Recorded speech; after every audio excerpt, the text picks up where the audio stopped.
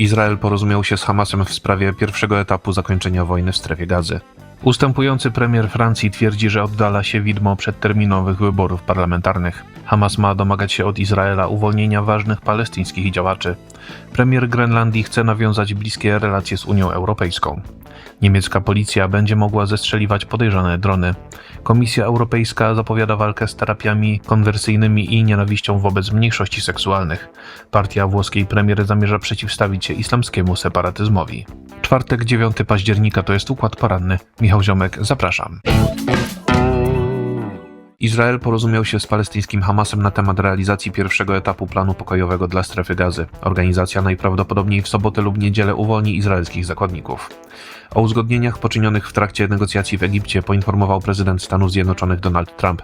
Napisał on na portalu społecznościowym Truth Social, że obie strony trwającego od 2 lat konfliktu porozumiały się w sprawie pierwszych działań mających doprowadzić do zaprowadzenia trwałego pokoju. Hamas zobowiązał się do uwolnienia pozostających wciąż w jego rękach zakładników.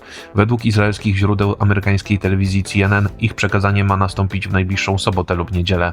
Izrael zgodził się z kolei na wycofanie swoich wojsk na uzgodnioną przez obie strony linię w palestyńskiej enklawie.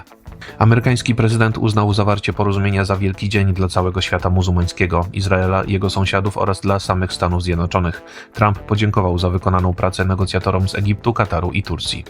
Premier Izraela Benjamin Netanyahu zapowiedział, że z Bożą pomocą zakładnicy przetrzymywani przez Hamas powrócą do domu. Jeszcze dziś zwoła on posiedzenie swojego gabinetu, żeby zatwierdził on porozumienie z palestyńską organizacją. Hamas przekazał w swoim komunikacie, że umowa przewiduje zakończenie wojny w strefie Gazy, wycofanie się sił obronnych Izraela z zajmowanych obszarów, zwolnienie palestyńskich więźniów, a także dostarczenie pomocy humanitarnej dla mieszkańców enklawy. Ustępujący premier Francji Sébastien Lecornu twierdzi, że oddala się perspektywa przeprowadzenia przedterminowych wyborów parlamentarnych. Prezydent Emmanuel Macron najpóźniej w piątek wieczorem wyznaczy nowego szefa rządu. Lecornu w poniedziałek rano złożył rezygnację, ale kilka godzin później otrzymał od Macrona misję przeprowadzenia negocjacji z partiami politycznymi. W środę wieczorem ustępujący szef rządu przedstawił wyniki swoich rozmów na antenie telewizji publicznej. Jego zdaniem do piątku wieczorem powinno zostać ogłoszone nazwisko jego następcy.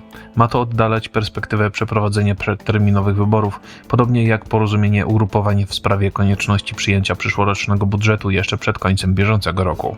Od prezydenta Francji ma zależeć, czy wskaże on tym razem premiera bliskiego lewicy. Zainteresowana wsparciem nowego gabinetu jest Partia Socjalistyczna, z kolei Zieloni uzależniają stanowisko od przeprowadzenia negocjacji z członkami lewicowego Nowego Frontu Ludowego. To właśnie ten sojusz wygrał ubiegłoroczne przedterminowe wybory parlamentarne. Przeszkodą w stworzeniu nowego gabinetu jest postulat partii lewicowych dotyczący zawieszenia reformy systemu emerytalnego. Nowego rządu wskazanego przez Macrona nie zamierza popierać Zjednoczenie Narodowe. Lider nacjonalistów Marine Le Pen odmówiła spotkania z Lecornu i oczekuje rozwiązania parlamentu. W jej opinii obecna głowa państwa powinna zastanowić się również nad ustąpieniem ze stanowiska. Za przedterminowymi wyborami prezydenckimi opowiedział się szef skrajnie lewicowej Francji nieujarzmionej Jean-Louis Mélenchon.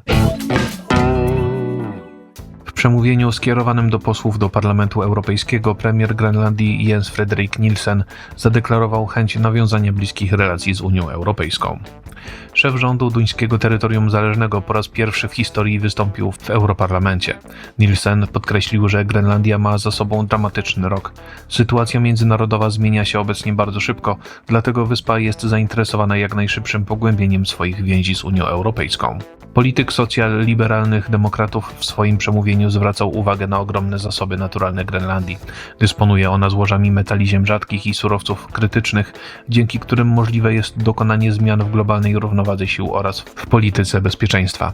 Nielsen zachęcał więc państwa członkowskie Unii Europejskiej do współpracy w sprawie ich wydobycia.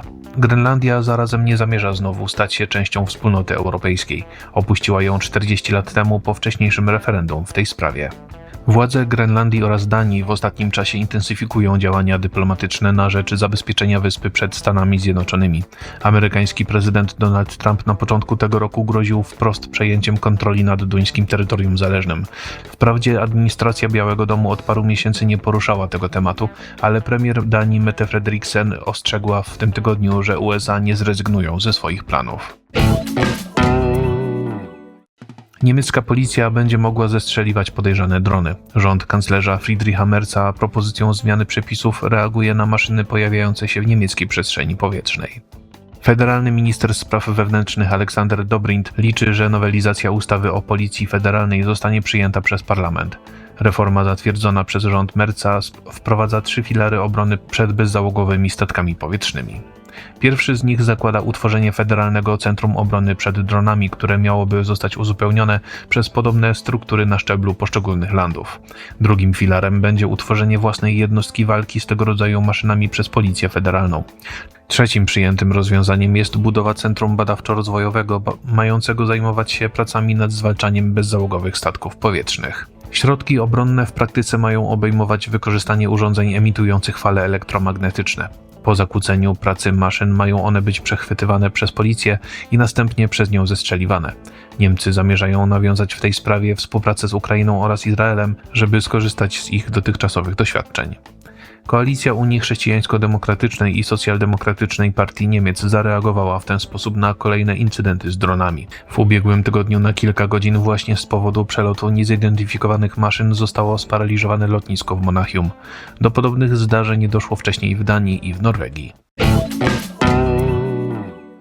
Komisarz Unii Europejskiej do spraw równości Hadia Labi zapowiada aktywną walkę z terapiami konwersyjnymi i mową nienawiści wobec społeczności LGBT. Państwa członkowskie wspólnoty nie stosujące się do regulacji w tej kwestii będą pozywane przez Komisję Europejską. Belgijska polityk zaprezentowała najnowsze dane dotyczące sytuacji mniejszości seksualnych. Wynika z nich, że blisko 1/4 przedstawicieli tej społeczności została poddana jakiejś formie terapii konwersyjnych. Przybierały one na ogół formę przemocy słownej lub fizycznej, mającej doprowadzić do zmiany orientacji seksualnej przez osoby identyfikujące się z grupami LGBT. W tej chwili blisko połowa spośród członków Unii Europejskiej wprowadziła programy równościowe z myślą o mniejszościach seksualnych. 8 państw zakazało z kolei terapii konwersyjnych. Komisja Europejska planuje teraz wesprzeć działania na rzecz walki z cyberprzemocą wobec tych społeczności. Unijna komisarz do spraw równości zamierza ponadto skuteczniej egzekwować wciąż niewiążące prawnie regulacje. Lagbib zamierza pozywać do Trybunału Sprawiedliwości Unii Europejskiej te państwa, które jej zdaniem naruszają w tej kwestii prawa obywatelskie. Portal Politico przypomina, że niedawno Słowacja wpisała do swojej konstytucji zapis o istnieniu tylko 2 płci, a także zakazała adopcji dzieci przez pary homoseksualne. Węgry w ciągu ostatniego roku przyjęły regulacje mające uniemożliwić organizację parad równości przez ruch LGBT. Kierowana przez premier Giorgia Meloni partia Bracia Włosi zamierza walczyć z separatyzmem islamskim. Ugrupowanie chce wprowadzić zakaz noszenia muzułmańskich nakryć głowy przez kobiety. Ograniczenia w zakresie ubioru miałyby obowiązywać we wszystkich miejscach publicznych, w tym także w sklepach, szkołach i w biurach.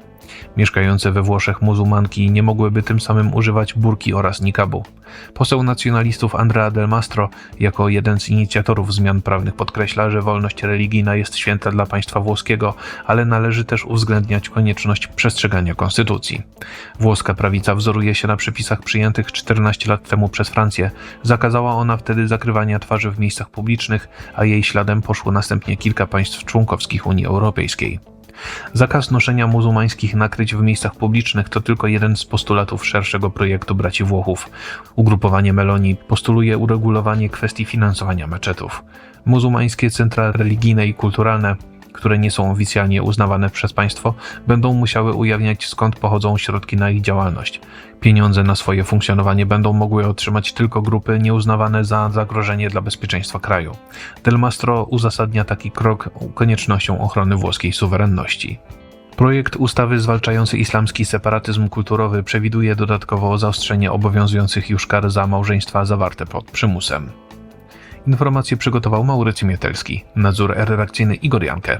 Jeżeli podoba się Państwu nasza praca, serdecznie zachęcam do wsparcia Układu Otwartego w serwisie patronite.pl. To wszystko na dzisiaj. Bardzo Państwu dziękuję za uwagę i do usłyszenia w kolejnym Układzie Porannym.